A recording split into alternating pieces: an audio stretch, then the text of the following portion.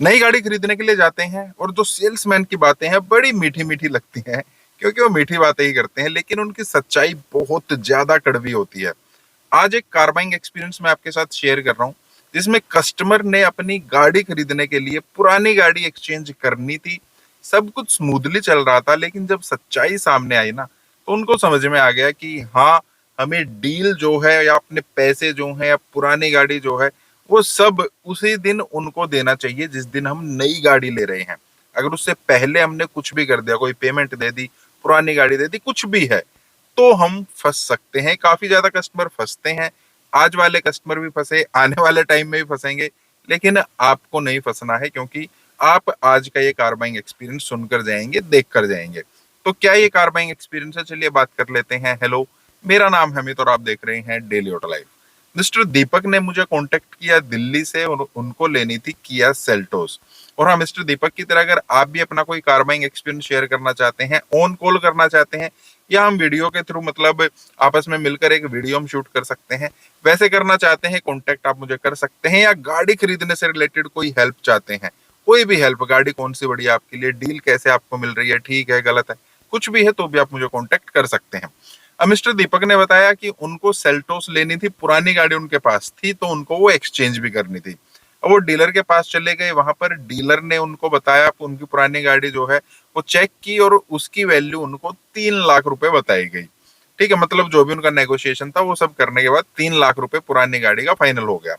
Dealer ने बोला लगभग 1 महीना लग जाएगा आपकी गाड़ी आने में, तो उसके बाद मतलब जब गाड़ी आ जाएगी तो आप ये गाड़ी हमें दे देना, वो गाड़ी हम आपको दे देंगे, और 3 लाख रुपए आपके कम हो जाएंगे। बिल्कुल ठीक है, चलो तब तक ये गाड़ी आप चलाओ। अब लगभग 1 हफ्ते बाद, 7 दिन के बाद, मिस्टर दीपक के पास सेल्समैन का फोन आता है कि हमारे पास ना एक कस्टमर है आपकी इस गाड़ी के लिए, तो आप इस गाड़ी को आज ही दे जाओ या कल दे जाओ, हम इस गाड़ी को सेल कर देंगे, आपके जो 3 लाख रुपए हैं वो हमारे पास जमा हो जाएंगे।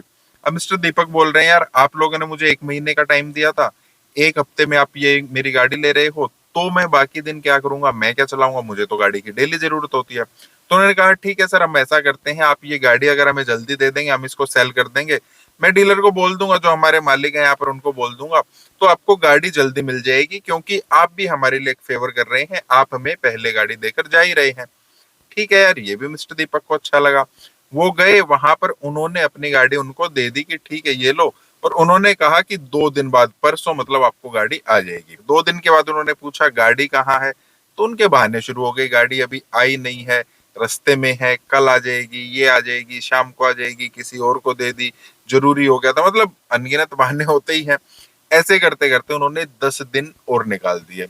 अब वहां पर मिस्टर दीपक उनके पास पहुंचते हैं, यार आप लोगों ने मुझे 2 दिन के बाद गाड़ी देने के लिए बोला था, 10 दिन जो है उस चीज को हो चुके हैं, कैसे करेंगे? मैं डेली टैक्सी करके जा रहा हूँ, कभी मैं किसी से लिफ्ट ले रहा हूँ, मेरे को तो बड़ी परेशानी कर दी आप लोगों ने, तो मेरी गाड़ी है कहाँ, आप दे क्यों नहीं रहे हैं? तो उन्होंने बताया सर बस आज या कल आप और रुक जाइए, कल तक अगर आपको गाड़ी नहीं मिलती है तो फिर हम देखते हैं फर्दर हम क्या कर सकते हैं। मिस्टर दीपक ने कहा अगर आप मुझे कल गाड़ी दे सकते हैं तो ठीक है, अदरवाइज जो मेरे 3 लाख रुपए है ना, वो आप मुझे वापस कर देना, मैं कहीं और से गाड़ी ले लूंगा, कोई और गाड़ी ले लूंगा, कुछ ना कुछ तो मैं करूंगा, मैं बगैर गाड़ी के परेशान हो गया हूँ। नेक्स्ट डे एज यूजुअल गाड़ी नहीं आनी थी। मिस्टर दीपक उनके पास पहुंच गए, यार आप मुझे जो 3 लाख रुपए है ना, मेरी गाड़ी जो 3 लाख रुपए में बिकी है, वो मुझे वापस कर दो, मैं अपनी कोई और गाड़ी देख लूंगा। अब यहाँ पर सेल्स पर्सन उनको नई कहानी सुनाता है, वो काफी ज्यादा लोगों को सुनने को मिल भी सकती है, तो वो कहानी भी सुन लीजिए और उसकी सच्चाई क्या है वो भी आपको पता लग जाएगा। डीलर ने क्या बोला, वो सेल्स पर्सन ने क्या बोला, सर देखिए क्या है, गवर्नमेंट ने एक ना नॉर्म बना रखा है, क्या, अगर पुरानी गाड़ी हम सेल करते हैं, तो पुरानी गाड़ी की जो सेलिंग है उस पर 18% जीएसटी लगता है। आपकी गाड़ी 3 लाख रुपए में गई थी, उस पर 18% जीएसटी 54,000 रुपीज हो जाएगा। अगर आप कैश ले रहे हैं ना, क्योंकि आपने गाड़ी सेल की है, अगर आप कैश ले रहे हैं तो 54,000 आपका जीएसटी घटेगा, बाकी पैसे आपको मिलेंगे।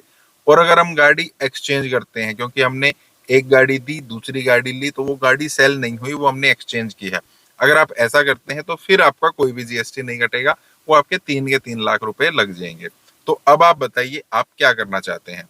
जब आपको कोई ऐसी टर्म एंड कंडीशन बताएगा तो आप क्या करेंगे? ऑब्वियस सी बात है, आप अपने 54,000 रुपीज तो नहीं कटवाना चाहेंगे।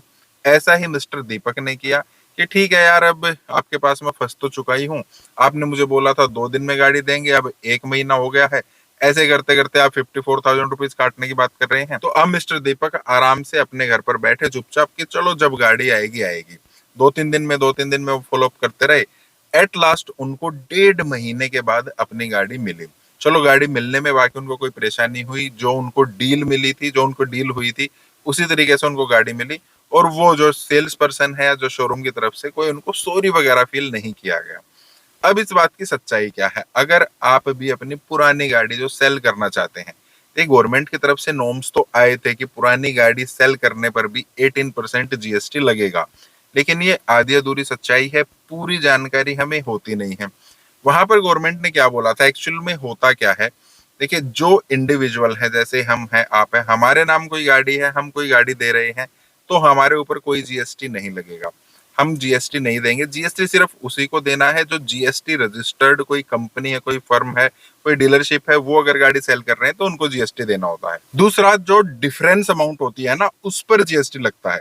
जैसे दीपक जी की गाड़ी 3 लाख रुपए में बिकी है, और डीलर ने वो गाड़ी 3 लाख रुपए में लेकर सामने 3.5 लाख रुपए में अगर किसी को दे दी है, तो 50,000 का जो प्रॉफिट है डीलर को हुआ, तो 50,000 पर उसको 18% जीएसटी देना है।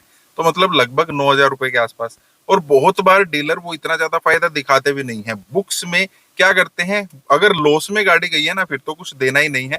कुछ गाड़ियों को वो लॉस में भी दिखा देते हैं। कुछ गाड़ियों को क्या करते हैं, मान लेते 3 लाख रुपए की गाड़ी ली, उसको 3,10,000 रुपए की दिखा देंगे। अब उस पर 18% जीएसटी, लगभग 1,800 रुपए के आसपास। तो डीलर के पास बहुत सारे तरीके होते हैं।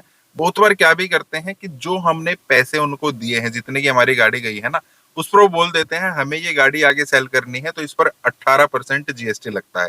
तो 9% आप भुगतो, 9% हम भुगतेंगे। तो वो भी गलत है। जितने पैसे की आपने गाड़ी दी है, जितने की आपकी वैल्यू लगी है, आपको उस पर कोई जीएसटी नहीं देना है, कभी भी नहीं देना है।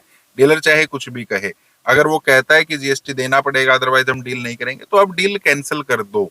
और पहले तो आपको गाड़ी देनी ही नहीं है। इस केस में आप समझ सकते हैं, अगर दीपक जी उनको पहले गाड़ी नहीं देते, तो क्या वो इस सिचुएशन में आ सकते थे?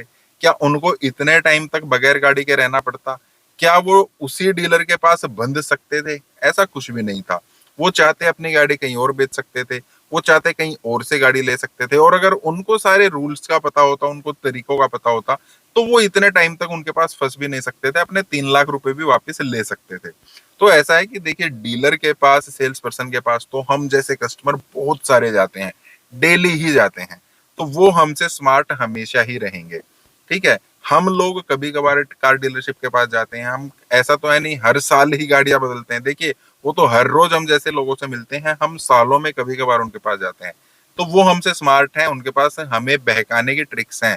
लेकिन हम जितना ज्यादा स्मार्ट हो सकते हैं, उस टाइम पर अपनी डील के लिए हमें सबसे डील नहीं करनी है। अपनी डील के लिए हमें कदम फूक फूक कर रखने होते हैं।